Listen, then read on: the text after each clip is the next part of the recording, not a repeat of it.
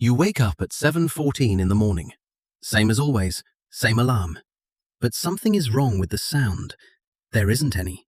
No traffic outside, no neighbors, no hum of the city you stopped hearing years ago. You check your phone. No messages. You call someone. It rings and rings. Nobody picks up. Anywhere. You walk into the street in your socks. The cars are parked. The lights still change from red to green, but there is no one to obey them. You shout. The sound goes nowhere. By noon, you have checked your whole street. Open doors, half-eaten breakfasts, warm coffee. As if everyone stepped out 1 second ago. You are the last person on Earth. And for the first few days, that feels incredible.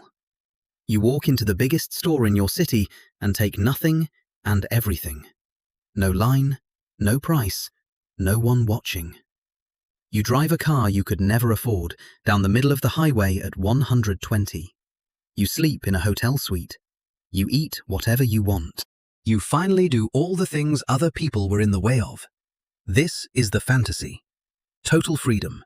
No judgment, no rules, no one to answer to. Most people, asked what they'd do, describe exactly this. And then, around day 4, you feel it for the first time.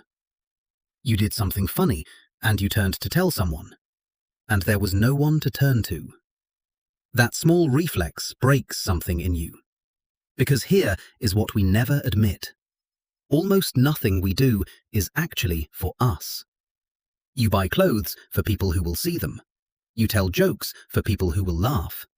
You win for people who will know you won. Take the audience away, and the actions lose their point. The mansion is just rooms. The car is just metal. By week 2, you stop driving the fast car. It was never about the car. Now the science, because this isn't a guess. In 2015, researcher Julianne Holt-Lunstad reviewed 70 studies covering more than 3 million people. She found that chronic loneliness raises your risk of early death by about 26%. That puts isolation in the same danger range as smoking. Your body treats being alone as a physical threat. Because for most of human history, alone meant dead. We survived in groups. The brain was wired for the tribe. Cut the connection and the alarm never turns off.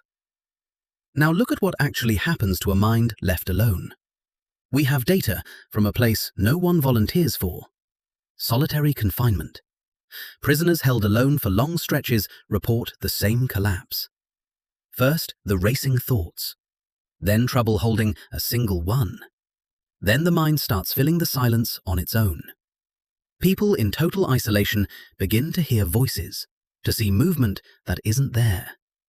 In sensory isolation tanks, researcher John Lilly documented this in the 1950s.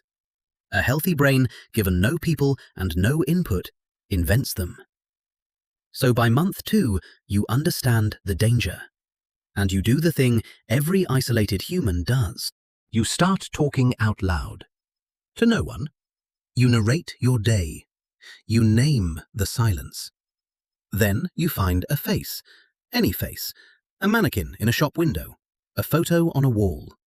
You give it a name. You start saying good morning to it. And you know how strange this is. That is the worst part. You watch yourself doing it, and you can't stop. Because a person without other people stops feeling like a person. Here is something almost no one thinks about. You don't actually know who you are on your own. Your personality was built by reactions. You learned you were funny because people laughed, kind because someone said thank you, smart because a teacher nodded. Every trait you have was reflected back to you by someone. Remove every mirror, and the image starts to fade. Psychologists call it the looking glass self. We see ourselves through how others see us. Charles Cooley named it back in 1902. Alone, there is no one to do the seeing. So who are you exactly, with no one left to react? While your mind unravels, the world keeps dying too. On day 1, the power was on. That doesn't last. Power plants need people. Coal needs feeding. Fuel runs out. Within hours to days, most grids go dark for good. The lights you grew up with switch off, one region at a time. Without pumps, the subways flood within days. Without people, fires start and no one stops them. At the world's nuclear plants, cooling systems fail. Engineers studying this scenario describe meltdowns across the planet. The thing that needed us most was the machine. Then nature comes back faster than you'd believe. We have a real preview of this. Chernobyl.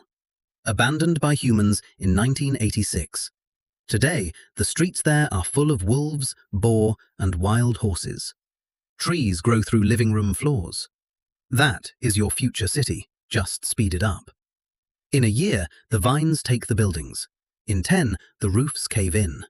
In 100, your whole city is a forest with bones of steel.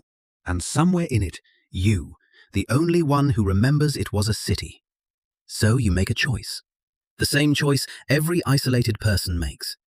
You decide to look for someone. Anyone. You write messages on walls and rooftops.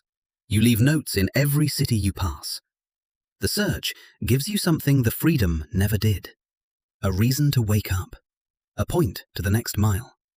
And that is the quiet truth hiding inside this whole fantasy. You thought the dream was a world with no one in your way. But the thing that made any of it matter was the people. The freedom was empty because freedom was never the point. A life with no witness is a story no one is reading. Now here is the part that should bother you. You don't need an empty planet to live like this. Right now, more people live alone than at any point in history. In some cities, nearly half of all homes hold a single person. Many of us go days speaking to no one in the flesh. We trade the dinner table for a feed of strangers. We tell our jokes to a camera and call the likes a friendship. You don't have to lose the world to feel like the last person on Earth. Plenty of people already feel it in a full city. So I want to leave you not with a fact, but with a small test. In the empty world, you would have done anything for one conversation. One person to turn to. One face that knew your name. That person exists right now in your actual life. Someone you stopped calling. Someone you keep meaning to see. The world is still full of people. That is the part you forget. So before this becomes just another video you scrolled past, one question. If tomorrow you really were the last one, who is the first person you would have given anything to call? Now go call them today while you still can.